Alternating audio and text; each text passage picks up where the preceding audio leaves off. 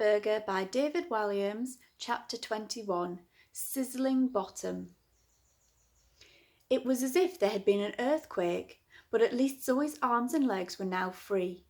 Somewhere in the dust cloud, in her now shared bedroom, she could hear Tina and her stepmother coughing.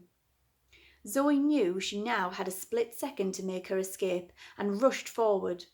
Unable to see anything, she used her hands desperately to find a door handle. Zoe opened the door and hurled herself into the corridor. Completely disorientated by the explosion of dust, it was now that she realised she was running through Tina's flat. It was even grottier than Zoe's. There was no furniture or carpet to speak of. The wallpaper was peeling off the walls and there was a smell of damp everywhere. It was as if they were living like squatters in their own flat. However, this was no time for a makeover, even a 15-minute one like on TV. And after a few moments, Zoe found the front door.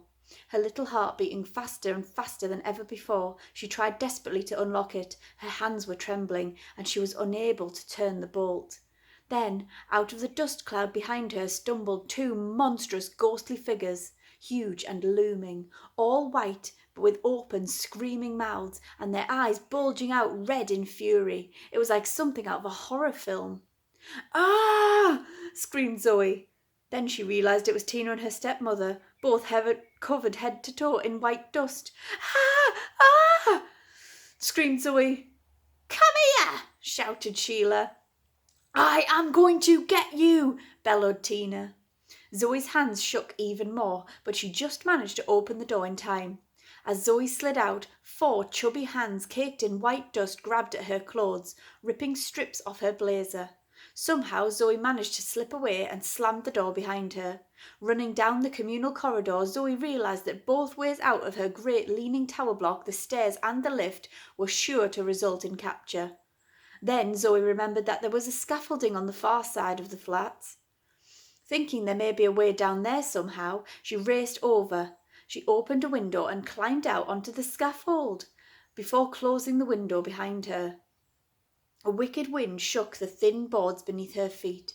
She looked down. 37 floors. Even the buses on the street looked tiny, like little toys. Zoe's head spun.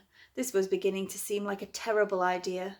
But behind her, Tina and Sheila's furious faces were pressed up against the glass, and they were banging on the window. Without thinking, Zoe ran along the outside of the building as her stepmother and Tina fought to be the first out onto the scaffold to give chase. At the end of the wooden walkway there was a large plastic tube that went all the way down the 37 floors to a skip. Zoe had thought it looked like a water slide, though it was designed to pass all the unwanted bits of debris from the building repairs down to the ground safely. It was just big enough for a little girl. Turning round, Zoe saw Tina and her stepmother a few paces behind her. She took a deep breath and leaped into the tube. Red plastic surrounded her and she slid faster than she could have imagined, screaming as she went. Down, down, down. Would it ever come to an end? Down and down she swirled, travelling faster and faster as she neared the ground. The little girl had never been on a water slide, and for a moment the sensation of travelling so fast on her bottom was fun. As there was no water though, her bottom became hotter and hotter as it rubbed against the plastic.